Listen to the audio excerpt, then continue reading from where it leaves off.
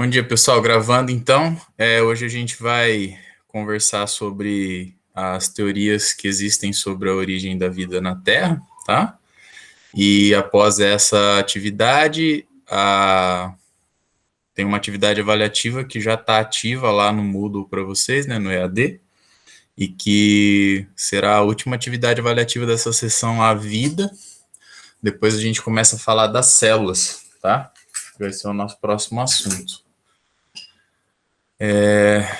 Eu tenho uma apresentaçãozinha de PowerPoint sobre o assunto das teorias da origem, sobre a origem da vida na Terra.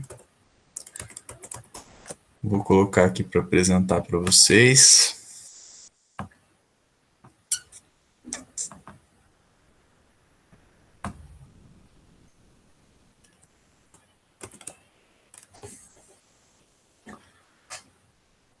Todo mundo tá vendo? Sim. Tranquilo? Então tá.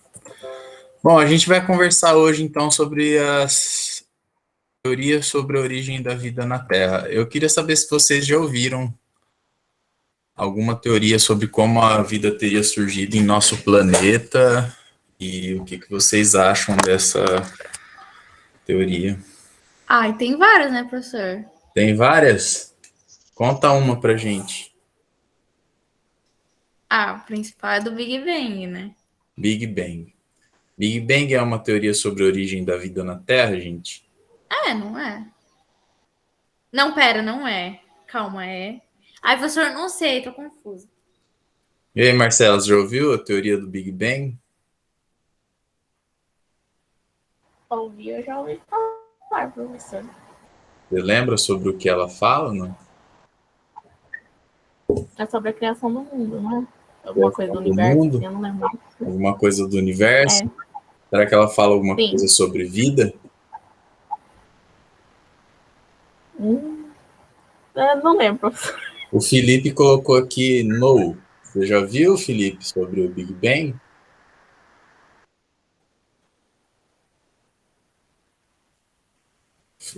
O Big Bang fala que a vida surgiu na água. Não. O que fala então, Wesley? O Big Bang. Não, pera, o Big Bang não fala sobre a origem da vida. Ele fala sobre a origem do universo, não é? Tá. Aí sim. Isso aí. Que era tipo uma grande massa de energia, tudo em um ponto só, e aí ele explodiu e aí virou tudo que existiu. A gente tinha um ponto com altíssima densidade, né? Uma massa muito gigantesca, muito concentrada, até que esse ponto entra em colapso e explode, né? E aí dá origem ao universo, né? Todas as galáxias e etc. Ele não fala nada sobre a origem da vida, tá? Alguém lembra alguma teoria sobre a origem da vida na Terra? Geração espontânea, professor. Essa é a mais verdadeira de todas, hein? Geração espontânea. A geração espontânea ela não tinha a ideia de explicar também a origem da vida na Terra, mas ela dizia que alguns seres vivos, considerados seres vivos mais simples, podiam surgir de coisas não vivas, né? De forma aleatória, né? Só tem receita para fazer rato, né? Receita para fazer mosca, fazer tudo. Eram verdadeiros químicos, hein, professor? Alguém lembra alguma teoria sobre a origem da vida na Terra? Alguém falou aí o criacionismo, né? O que o criacionismo fala?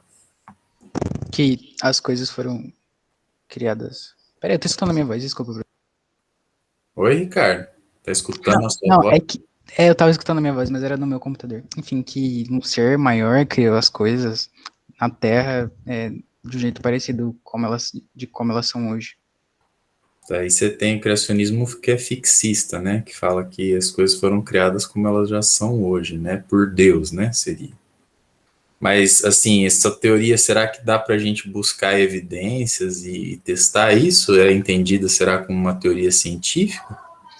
Eu acho que não. Não é. Não, né? Científico busca algo que é palpável. Como que é? Você tem certeza do que aconteceu por causa disso, e que, tipo, alguma coisa que você consegue reproduzir. As teorias e hipóteses científicas, elas têm que ser testáveis, né? A gente tem que conseguir buscar evidências físicas de que elas são verdade ou não, né? O criacionismo é uma coisa muito mais religiosa, né? Está escrito em um livro que é considerado sagrado por algumas religiões, né? Por muitas religiões, que fala que teria sido um ser supremo, né? Deus teria criado o universo e a Terra e os seres vivos que nela habitam, né? Ele teria feito isso em 6 dias e descansado no 7º dia, né? Professor, isso.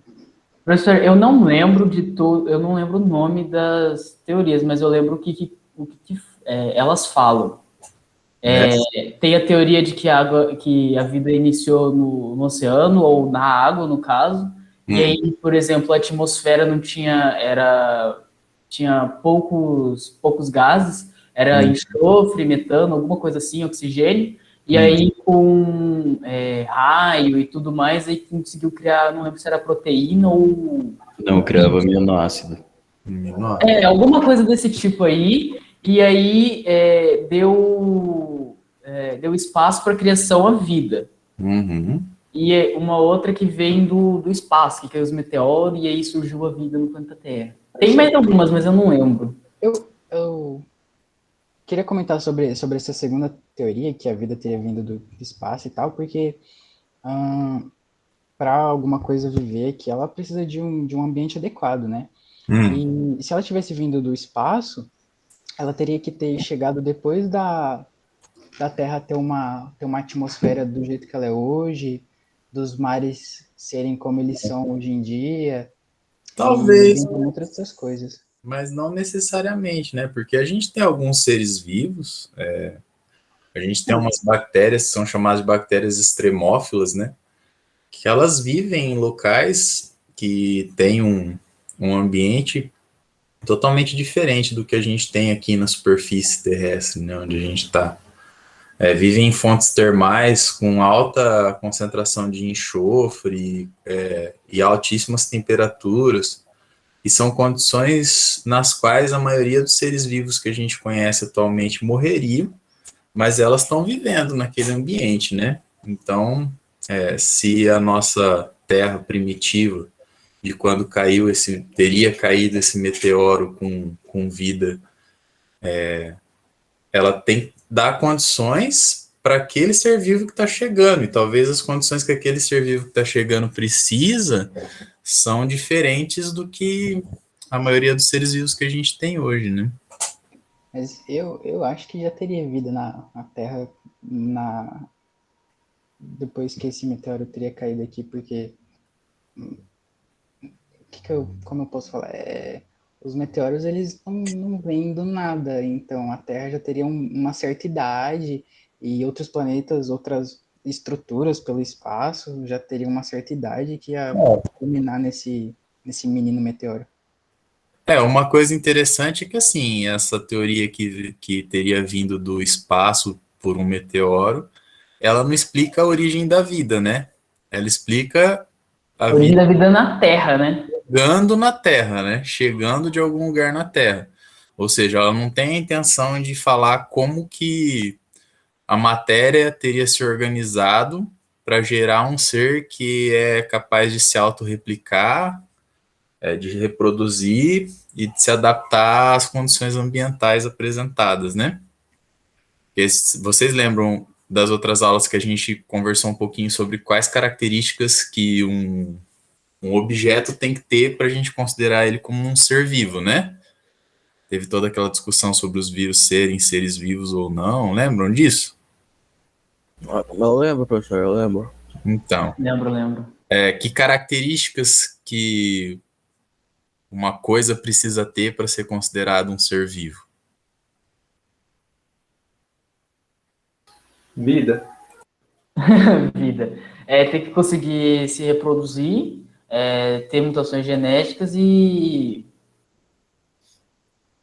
capacidade de reprodução, Isso. hereditariedade, né, transmitir características genéticas das gerações anteriores para as próximas gerações. Eu acho que células também vale, né, professor? Célula é uma das coisas que a gente coloca como pré-requisito para a vida, e a capacidade de se adaptar a modificações ambientais, né? Capacidade de evoluir, né? Se modificar para se adaptar a condições ambientais. Então, quando a gente fala dessa teoria de que a vida teria vindo por um meteoro e chegado no nosso planeta, a gente não está tentando explicar como que a matéria se organizou para que gerasse um ser que a gente pode classificar como ser vivo.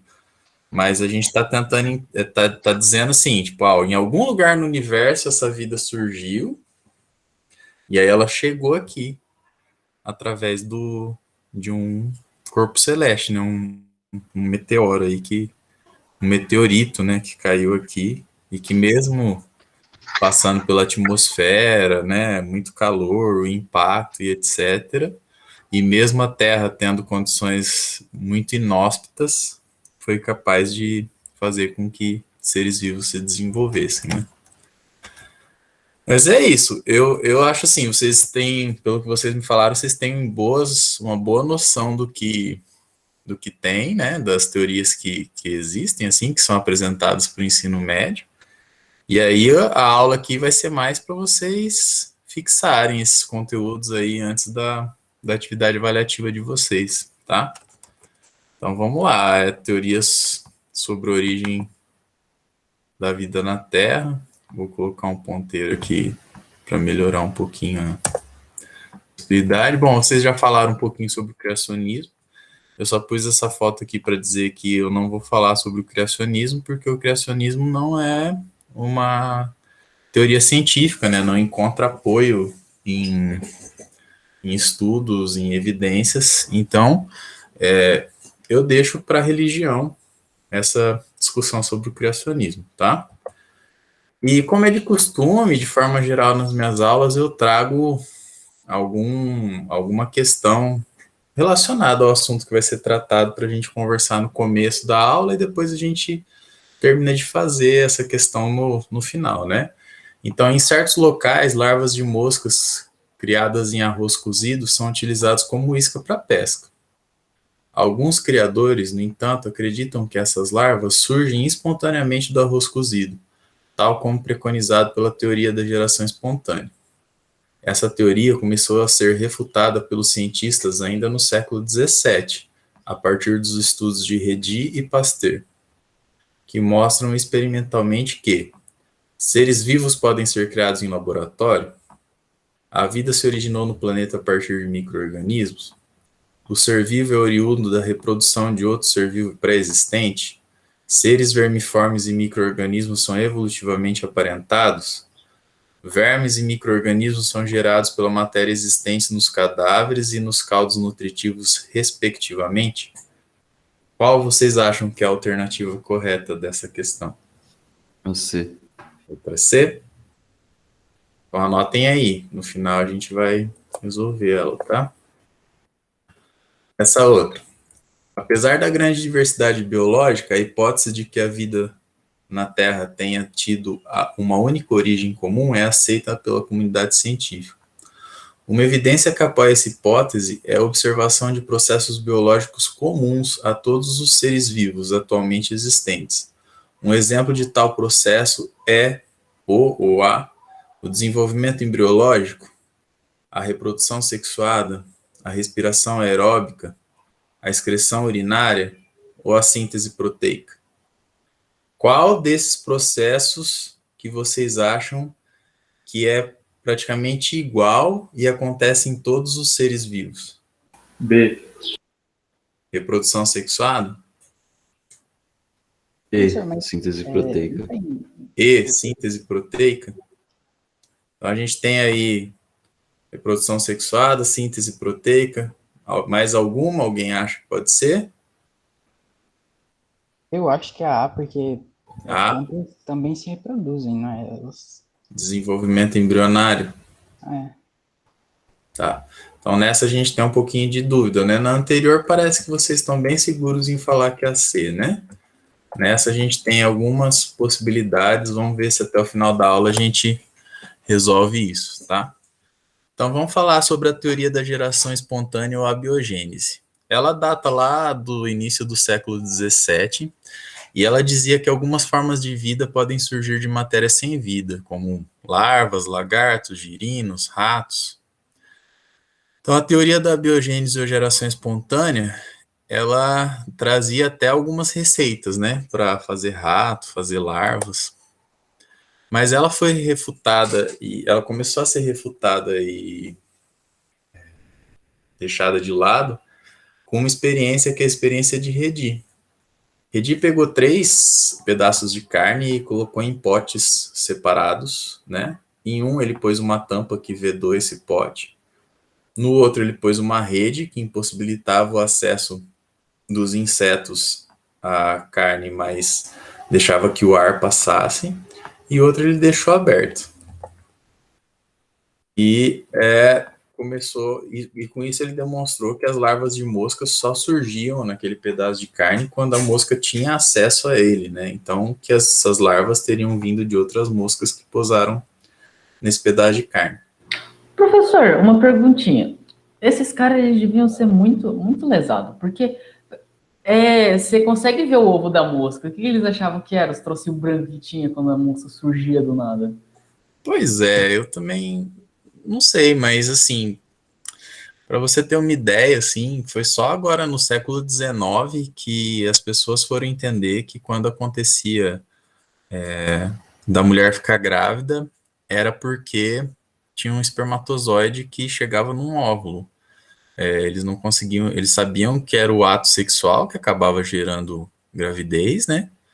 Mas não sabiam o que tinha, o que acontecia naquele ato sexual para que isso acontecesse. Então, a gente tem o desenvolvimento de microscopia, tudo equipamentos que não existiam na época, né? E todo um início de questionamento do desenvolvimento científico, porque se você pensar a Idade Média, só quem podia estudar e tinha acesso à verdade eram os religiosos, né? Não se tinha possibilidade de fazer experiência, você era queimado, né? Como bruxo ou bruxa, né?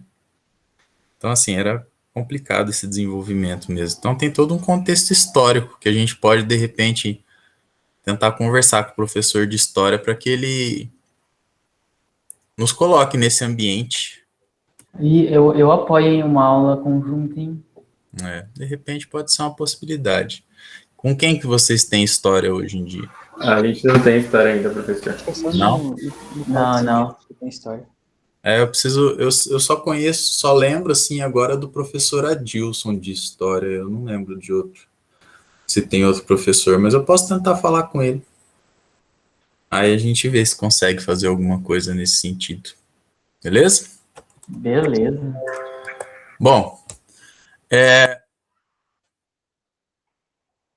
depois dos experimentos de Redi, essa teoria da biogênese ela fica meio esquecida, mas aí ela renasce, né? Aí Redi ele fala, ó, todos os seres vivos vêm sempre de outros seres vivos. E aí essa é a teoria da biogênese, né? Ou seja, ser vivo vem de outros seres vivos. Mas aí acontece que desenvolve-se o microscópio e a galera começa a observar coisas que eles não observavam antes, né, no microscópio. E eles descobrem os micro-organismos, que para eles eram seres muito simples, que não teriam nem a capacidade de reproduzir, e que por isso eles deveriam surgir de uma matéria sem vida, como por exemplo um caldo nutritivo, que se é deixado exposto ao ambiente, possibilita a geração de seres vivos, né? Isso foi um experimento do Needham lá em 1745. Mas tem um cara que chama Spallanzani e ele não achou muito legal o experimento de Needham e resolveu chamava Spallanzani, resolveu fazer de novo o experimento, agora fervendo esse caldo por mais tempo. E ele ferveu por bastante tempo e depois lacrou alguns frascos e outros frascos ele deixou aberto. e a vida só surgiu nos frascos abertos, e ele falou, ó, na verdade, não é que surgiu do caldo, é que como ficou aberto, os micro-organismos vieram pelo ar e se desenvolveram. Mas Needham contestou, ele falou assim, ó, o que aconteceu aí é que você ferveu demais esses caldos, e com esse excesso de fervura você matou o princípio vital do caldo que você fez, além de deixar sem ar, e sem o ar não é capaz de existir vida. Então, realmente, você acabou com a possibilidade desse caldo gerar vida. Você matou o princípio vital desse caldo. E aí, para tentar resolver essa pendenga, surge Pasteur. Vocês já ouviram falar em Pasteur? Sim, é o cara que inventou o troço desse tubo aí, que aí as bactérias, eles passam, ficam presos no tubo e não conseguem chegar ao caldo nutritivo. Já ouviu falar em pasteurização? Sim.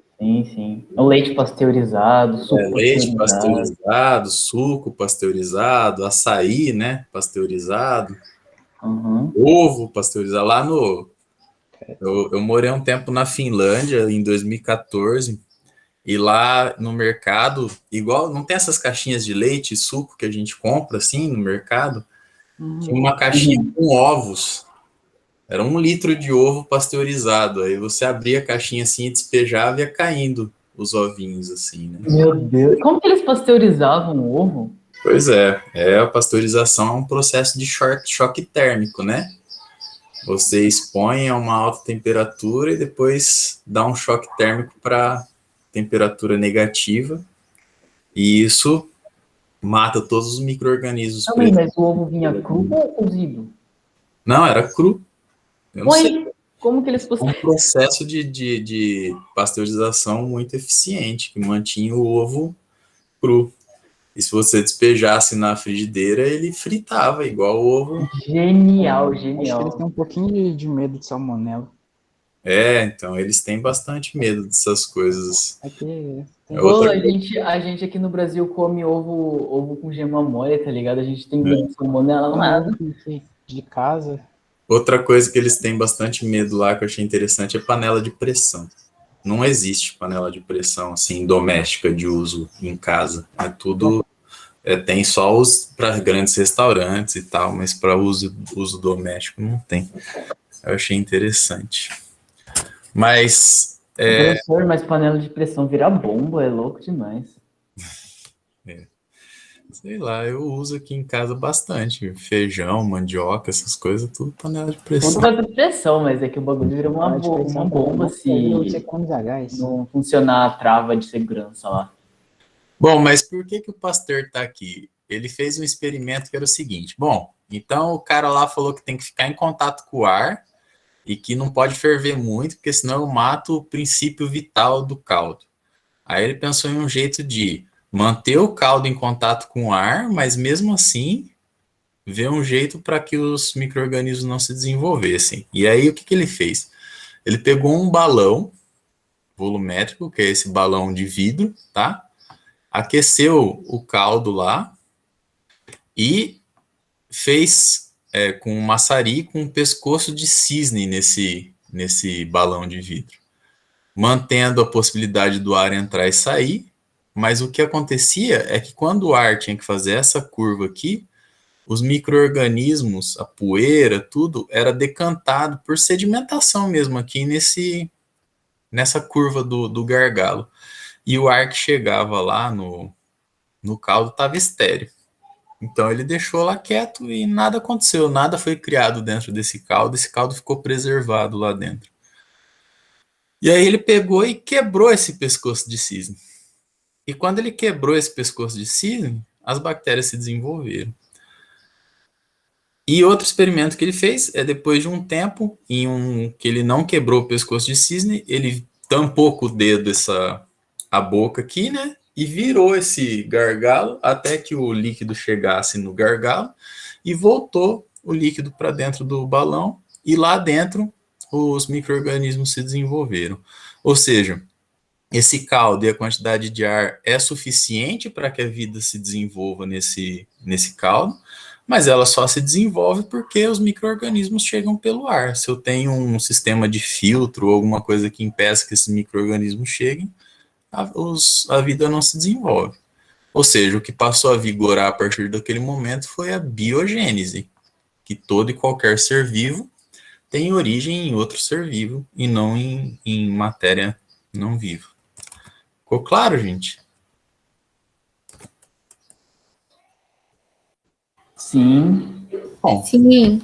e aí começaram as discussões. Beleza, então se todo ser vivo tem que ter origem em outro ser vivo, como que o primeiro ser vivo apareceu na Terra? Da onde que veio esse primeiro ser vivo? Tem uma das teorias mais apoiadas atualmente, ela é da década de 1930. Ela fala que é de Oparin e Haldane, né? Ela fala que na Terra primitiva a vida poderia ter surgido de matéria sem vida. Ou seja, volta à abiogênese, né?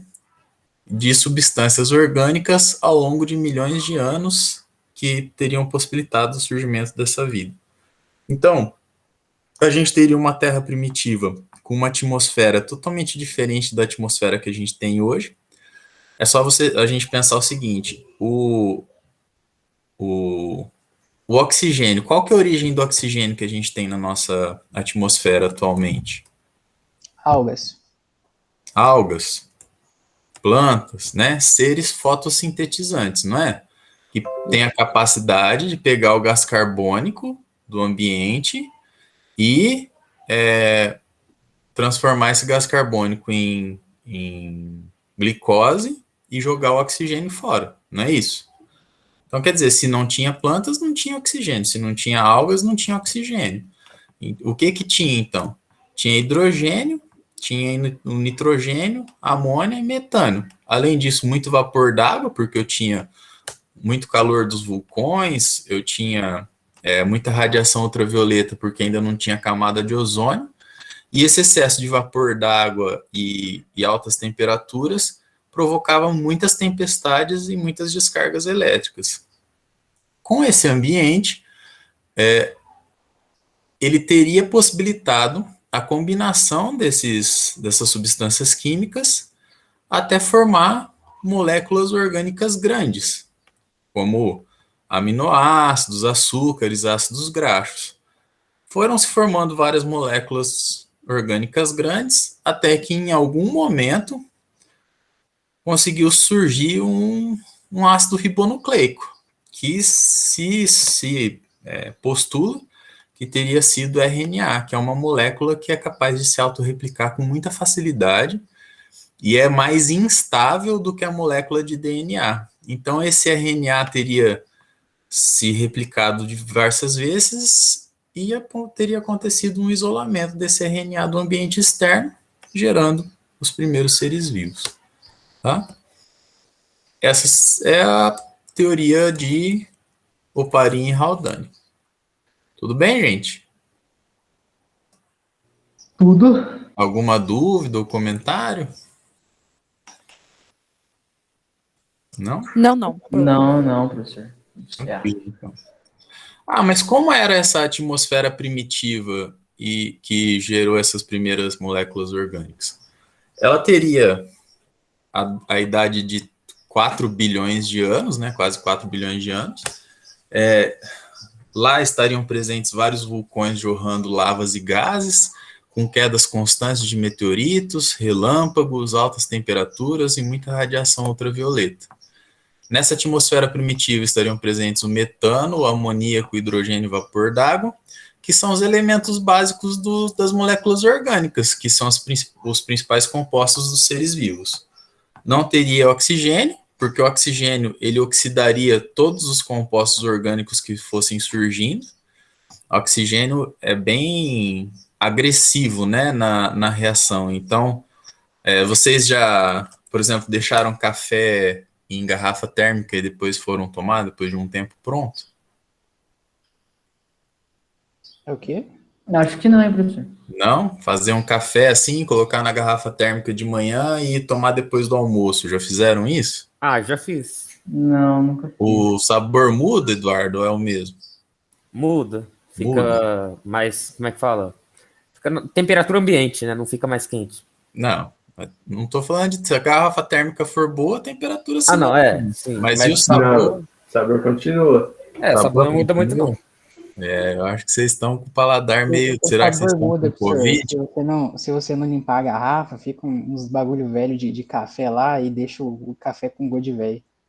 Não é a garrafa que deixa o café com gosto de velho, Não, não. o resto de café. É um processo chamado de oxidação, gente. Se vocês prestem atenção da próxima vez, tipo, faz o café, toma ele na hora e depois de um tempo toma ele.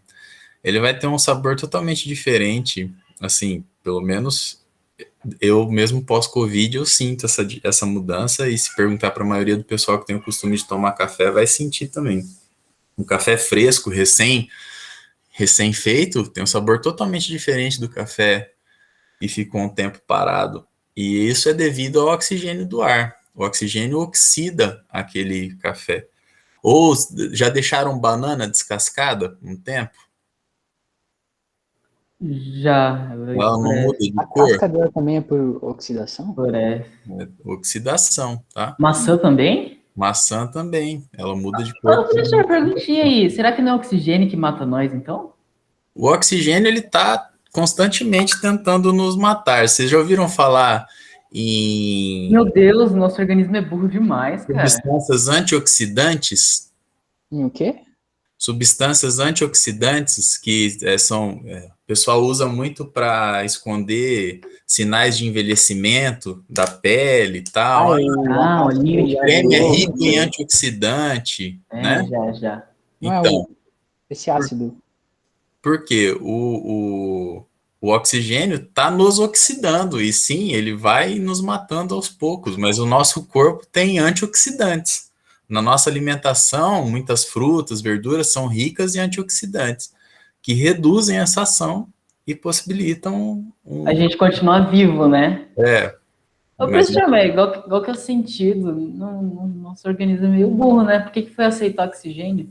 É que o oxigênio é uma molécula que tem alta capacidade de reação, que queima a glicose e nos dá energia. Mas não existem outras formas? Ou tipo o nosso... Existem, a nossa- mas nenhuma é tão eficiente quanto a oxidação. Existem, tipo, tem seres vivos que fazem fermentação, por exemplo, não usam oxigênio, né? A gente Tem podia fazer seres fermentação, hein, professor? O que será? Tem seres Como vivos vai que estar? são anaeróbicos obrigatórios. O que significa isso? Que se ele entrar em contato com oxigênio, ele morre, tá? Tem seres vivos que vivem em regiões, em locais que não tem oxigênio, e se eu tirar ele daquele lugar que não tem oxigênio e colocar na presença do oxigênio, ele vai morrer. Então ele tem essa capacidade de reação, né?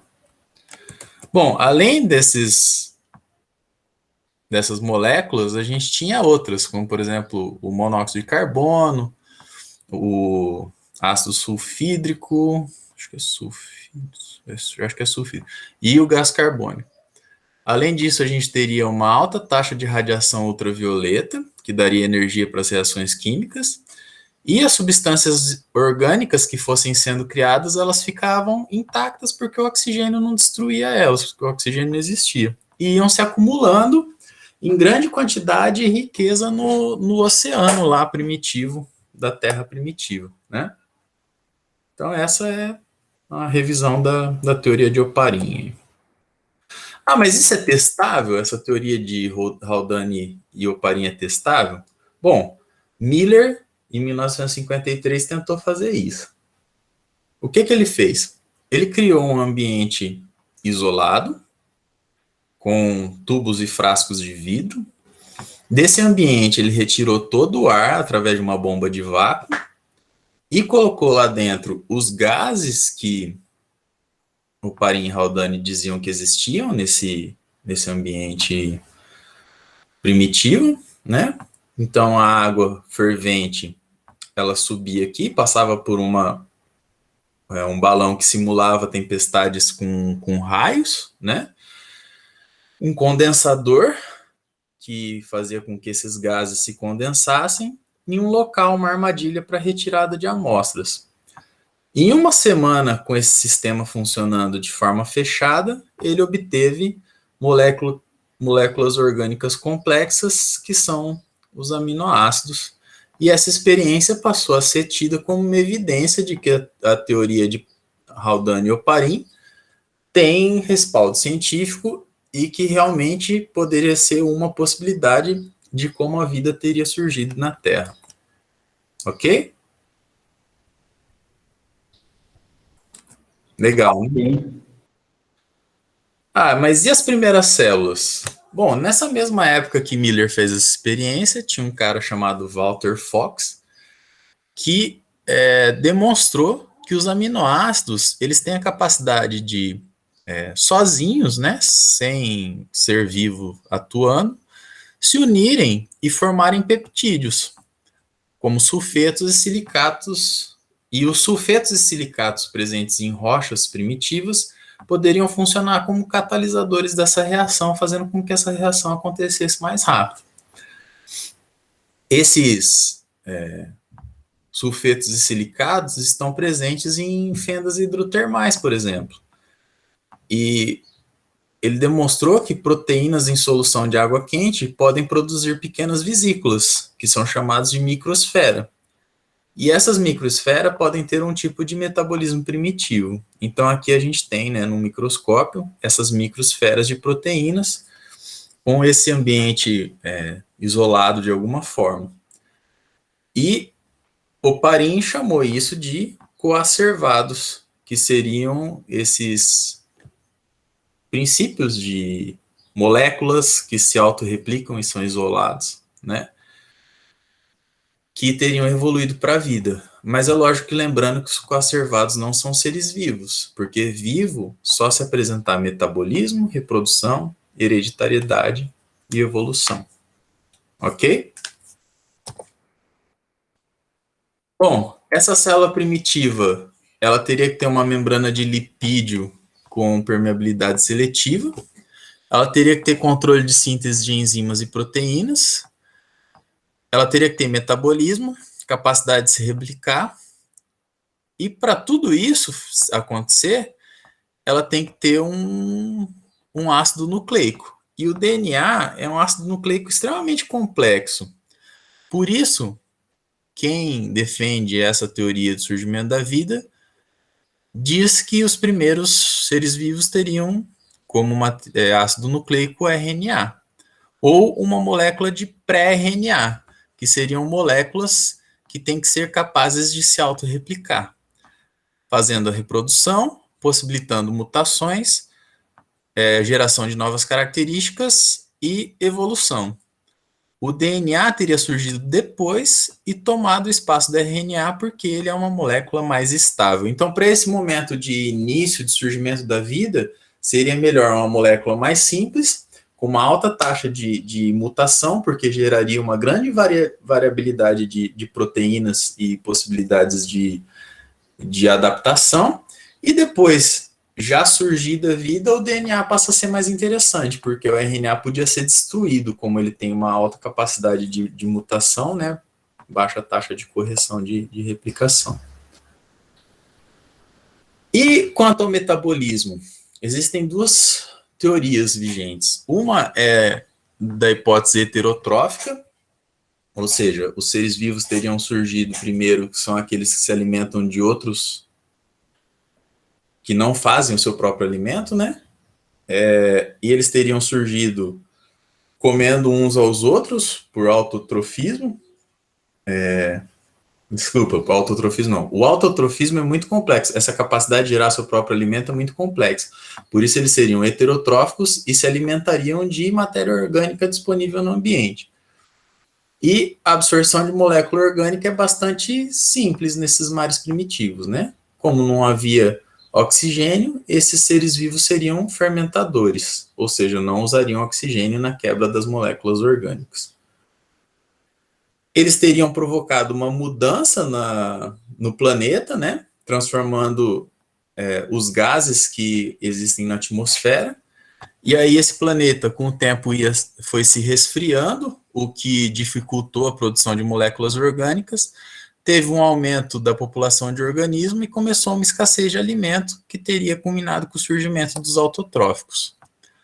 Então, isso teria possibilitado o sucesso dos autotróficos, que com as mutações teriam desenvolvido várias formas de vida, e os autotróficos tinham a vantagem porque eles não dependiam do alimento que estava ficando escasso.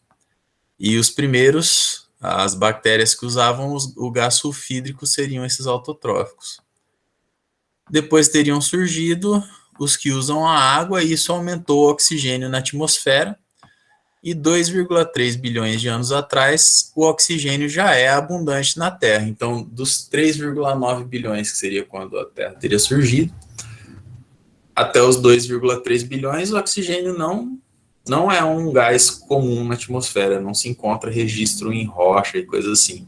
A partir do 2,3 bilhões, o oxigênio se transforma em um gás abundante. E aí a gente tem a formação da camada de ozônio, que começa a funcionar como um filtro de radiação ultravioleta para o nosso planeta, o que também possibilita uma maior estabilidade do DNA. O sucesso dos aeróbicos. O oxigênio pode ter sido um problema para os primeiros seres vivos, porque ele oxida tudo, mas com o surgimento do metabolismo aeróbico deu uma vantagem aos que tinham esse tipo de metabolismo. Então surgiu como defesa contra o oxigênio, possibilita seres maiores e mais complexos, é eficiente na obtenção de energia, e só existe porque os autotróficos surgiram antes. Essa vida, então, teria sido iniciada como seres procariontes, que teriam passado, evoluído para os seres eucariontes como a gente conhece hoje, né? Então, os fósseis apoiam a hipótese de que os procariontes surgiram antes dos eucariontes, há 3,5 bilhões de anos, que são os estromatólitos. De procariontes para eucariontes é um passo enorme, né? Tem que ter dobras da membrana plasmática, tem que ter retículo endoplasmático, complexo de Golgi, vários organelas precisam surgir para que um procarionte se transforme num eucarionte. E, além disso, a gente teria a endossimbiose da mitocôndria e o cloroplasto. Já ouviram falar nessa teoria da endossimbiose da mitocôndria e o cloroplasto? Não, professor. Não? Eu, pelo menos, não. Então, o que teria acontecido é que a mitocôndria e o cloroplasto seriam seres procariontes que viviam livremente e teriam sido englobados por seres eucariontes e não teriam sido digeridos. E aí eles começaram a produzir lá dentro daquela célula a glicose, no caso do cloroplasto, e energia, no caso da mitocôndria. E ela passou a ser transmitida para os descendentes daquela célula, e assim teria surgido essas duas organelas. O que apoia isso? A mitocôndria e o cloroplasto, eles têm DNA próprio, tá? E eles se reproduzem independentemente dentro das células. Ou seja, eles parecem ser, de fato, um pequeno ser vivo que vive dentro de uma célula. Entendem isso? Sim. E essa seria a teoria da endossimbiose. Beleza?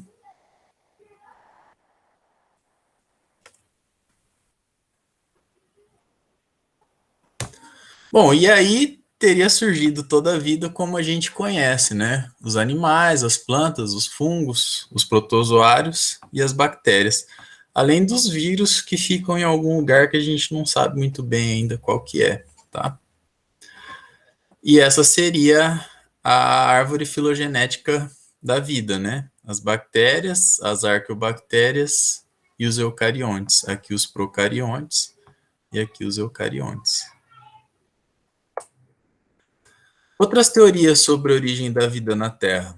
Tem uma teoria que fala sobre fontes hidrotermais, que essa vida teria surgido no fundo dos oceanos e em fendas hidrotermais, e em simulações de laboratório foram formados aminoácidos e peptídeos, né, como ácido pirúvico e outros peptídeos, Até hoje existem arqueias nessas fontes hidrotermais, né, que são bactérias consideradas primitivas. Nessas fontes hidrotermais a gente tem altas temperaturas que podem degradar compostos orgânicos, e lá estariam os primeiros seres quimioautotróficos, né? São coisas que dão apoio para essa teoria.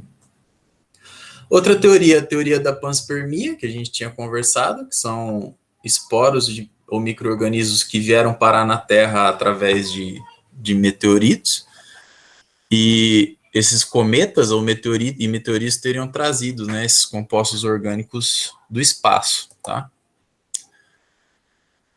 Bom, essa teoria da panspermia, ela tem apoio em algumas evidências, né, como compostos orgânicos encontrados em meteoritos e algum registro fóssil da possibilidade de ter fóssil em meteoritos caídos na Terra há muito tempo, assim, mas às vezes ela vem, falam bastante sobre ela, às vezes ela dá uma sumida, e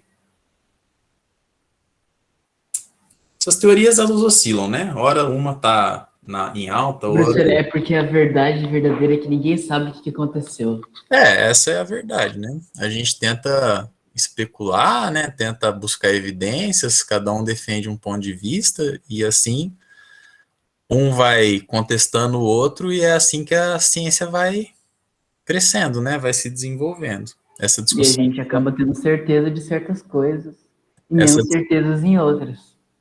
essa discussão é extremamente saudável, né? É assim que a ciência cresce. Em tudo que a ciência faz é desse jeito. Tem o pessoal defendendo uma hipótese, outros tentando mostrar que aquela hipótese é falsa. Quando isso acontece, a ciência se desenvolve. Beleza? Pessoal, de conteúdo era isso que eu queria passar, e aí a gente volta para as nossas questões. Essa aqui tinha um consenso, né? Que era o C. Certo? Eu acho que era o E, hein, professor? Você achou que era... Não, eu tenho certeza, professor. Ah, entendi. Tá bom. Mas agora você sabe que não é, né? Não, é assim, né? E essa aqui gerou alguma discussão, né? Então, o que é comum em todos os seres vivos, e isso é tido como uma evidência de que todos os seres vivos teriam uma origem em comum, ou seja, surgiu um ser vivo lá há muitos milhões de anos, e esse ser vivo foi evoluindo, gerando novas espécies, até a gente chegar na diversidade de seres vivos que a gente tem hoje. Isso quer dizer que todos os seres vivos teriam uma origem comum. A evidência disso é a síntese proteica, tá? Por quê? Tem animais que não têm, tem seres vivos que não têm desenvolvimento embrionário. Um ser vivo monocelular, né, unicelular, não tem desenvolvimento embrionário. É gerado um novo ser vivo, uma nova célula, não tem um desenvolvimento embrionário. Um protozoário, por exemplo, uma bactéria, tá? As nossas próprias células, né, professor? Oi? As nossas próprias células. Mas as nossas células individualmente não são consideradas um ser vivo, né? Porque fora do nosso corpo, ela morre, né? Ela não vive. Reprodução sexuada. Tem seres vivos que se reproduzem assexuadamente, então também não pode ser. Respiração aeróbica. Não, tem seres vivos fermentadores que nem têm contato com oxigênio. Excreção urinária. Você já viu uma planta fazendo xixi? Não, né? Então, quer dizer, a única coisa que acontece em todos os seres vivos da mesma forma e que poderia ser usado como evidência de parentesco entre eles, aqui, é a síntese proteica. Ok? Ok. Beleza, gente. Ô, professor, as plantas aqui de casa ficam falando todo dia para elas não mijar nos lugares. É duro, é difícil. Tá certo. Temos um piadista. Beleza. Humor. Uhum. Gente, o que eu queria apresentar para vocês hoje era isso. Sobrou 20 minutos aí para vocês fazerem... Não, 35 minutos, né? Para vocês fazerem o questionário. Eu recomendo que antes de fazer o questionário, vocês olhem as outras aulas anteriores, tá?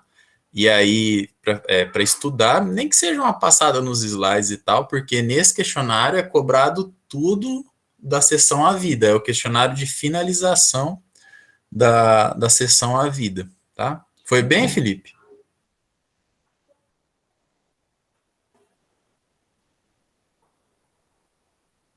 Não sei se o Felipe vai responder. Ué, não olhou a nota lá, pô? Bom, aí depois dessa revisão, façam esse questionário, e como eu disse, esse questionário não tem pressa para fazer, ele vai ficar aberto aqui até o dia 13 de setembro, que é um calendário de vocês, tá? Até o dia 13 de setembro, que é a nossa próxima aula, às 23h59. E se vocês ficarem com alguma dúvida na hora que estiverem fazendo, quiserem perguntar alguma coisa, ou assistiu a aula lá para estudar e ficou com alguma dúvida da aula, podem conversar comigo no WhatsApp, tá? Eu estou à disposição de vocês. Combinado? Combinado, professor. Fechou. Quantas vezes dá para fazer o questionário, professor? Cara, eu calculei lá uns 40 minutos, meia hora, 40 minutos para fazer.